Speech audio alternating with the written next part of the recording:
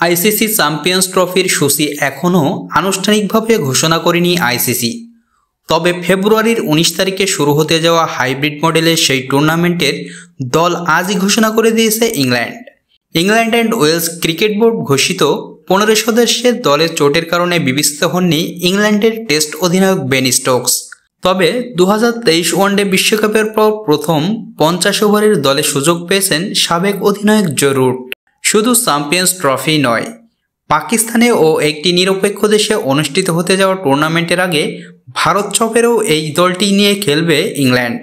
ইংল্যান্ডের সাদা বলের কোচ হিসাবে ব্র্যান্ডন ম্যাককালামের এটি প্রথম বড় কোনো টুর্নামেন্ট হতে যাচ্ছে।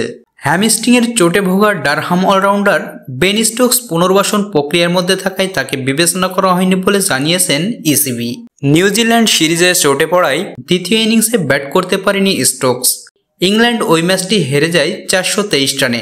তবে এর আগেই প্রথম দুটি টেস্ট জিতে সিরিজ নিশ্চিত করে ফেলে ইংল্যান্ড।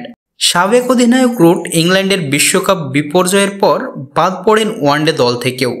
ভারতে অনুষ্ঠিত সেই বিশ্বকাপে 9 ম্যাচে মাত্র 3টিতে জিতে প্রথম পর্ব থেকেই বিদায় নেয় শিরোপা ধরে রাখতে যাওয়া ইংল্যান্ড। রুট সেই বিশ্বকাপে 30.66 গড়ে করেছিলেন 276 রান।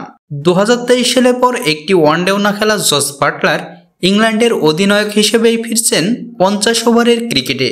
ইংল্যান্ডের ভারত সফর ও চ্যাম্পিয়ন্স ট্রফির ওয়ানডে দলে আছেন Jos Buttler, Jofra Archer, Gus Atkinson, Jacob Bethell, Harry Brook, Brydon Carse, Ben Duckett, Jamie Overton, Jamie Smith, Liam Livingstone, Adil Rashid, Joe Root, Saqib Mahmood, Phil Salt ও মার্ক উড।